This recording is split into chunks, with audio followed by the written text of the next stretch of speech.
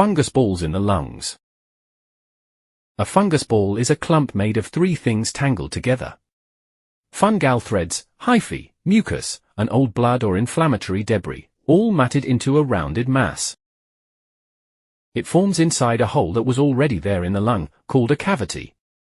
It does not create the hole itself, and it does not chew or dig its way into the surrounding lung tissue. Think of it like moss growing inside an already empty flowerpot. The moss isn't cracking the pot open, it's just occupying space that was already empty. The single most important idea to remember from this whole topic is that this fungus colonizes, it does not invade. Also, there are many names for this same thing. You'll see 3 different names in books and papers for the exact same disease, don't let this confuse you. Fungus ball, it is the plain English descriptive name for layman's. Aspergilloma, it is the formal medical name, in which Aspergillus means the fungus, and oma means a mass or lump. So altogether it is a lump made of Aspergillus. Mycetoma is another formal synonym used interchangeably in the pulmonary or chest literature. All 3 terms point to the same clinical entity: a colonized fungal mass sitting inside a pre-existing lung cavity. So, which fungus causes it? Aspergillus fumigatus is responsible for the vast majority of cases. This organism is genuinely everywhere. In soil, compost, dust, air conditioning systems, and ordinary household air.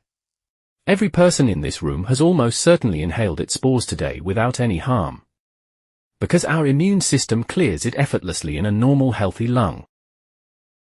Exposure to this fungus is universal.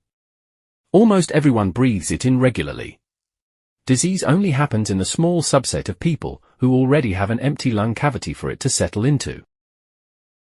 Aspergillus niger also causes a smaller number of cases. It's a distinct species.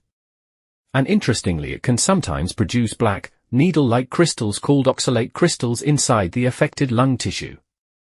A finding that can actually help identify which species is responsible when looking at tissue under the microscope. Who gets this disease? What are the risk factors?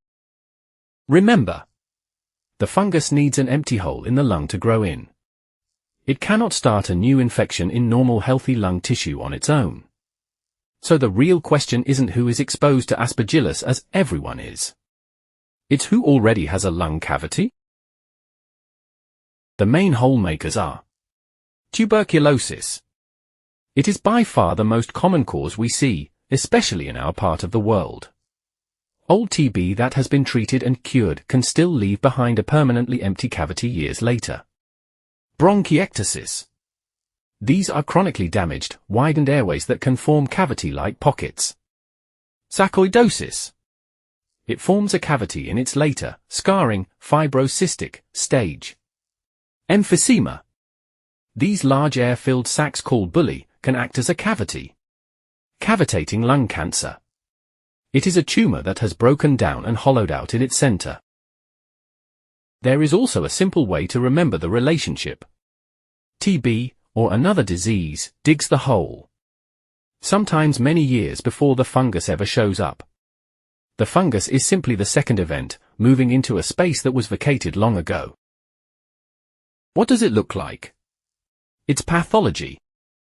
To the naked eye, gross appearance. If you were to cut one open, it looks like a rough-surfaced, clay-colored ball.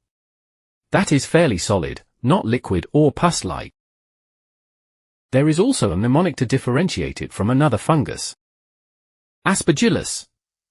A, for acute angle, septate fungus. And Mucor.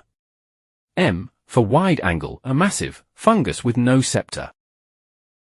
This distinction matters because a different, more dangerous fungus family called Mucor looks almost the opposite under the microscope.